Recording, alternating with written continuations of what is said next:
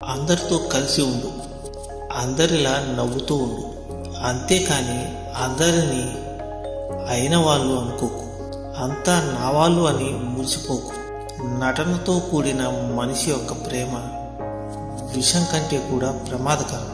అవసరం కోసం 2 మెట్లు దిగినా తప్పులేదు, కానీ అవసరాలు తీర్చుకోవడం కోసం దిగజారిపోకూడదు. వ్యక్తిత్వపు విలువలు కోల్పోకూడదు.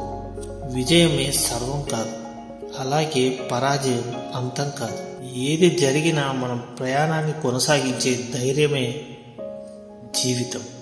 నువ్వు అందరి దగ్గర సంతోషంగా ఉండగలుగుతున్నావు అంటే వారి తప్పులను పట్టించుకోకుండా బంధానికి ఎక్కువ విలువ ఇస్తున్నాను అని అర్థం. ఒక వ్యక్తిని అపార్థం చేసుకునే ముందు ఆ వ్యక్తి గతంలో మనతో ఎలా ఉండేవారో గుర్తు చేసుకుంటే నిజాలు అర్థమవుతాయి. ఒక్కోసారి మన కళ్ళే మనల్ని మోసం చేస్తాయి. అందుకే గతం మర్చిపోవద్దు. ప్రతి మనిషిలో మంచి చెడు 2 ఉంటాయి.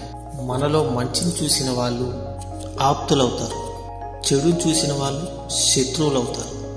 రెండిటిని సమానంగా చూసిన వాళ్ళే మనల్ని ప్రేమించిన వాళ్ళు అవుతారు, కాదంటారా? బ్రతుకు మీద బాధ్యత లేని వాడికి భవిష్యత్తు మీద హక్కు ఉండదు. నిన్ను సానపెట్టడానికి సంఘర్షణల మధ్యకి నెడుతూ ఉంటుంది జీవితం. తట్టుకుంటే రత్నమై వెలుగుతావు, అదే తప్పుకుంటే రాయిలానే మిగిలిపోతావు. నిర్ణయం నీదే. జాగ్రత్తగా ఉండండి, అలాగే ధైర్యంగా ఉండండి.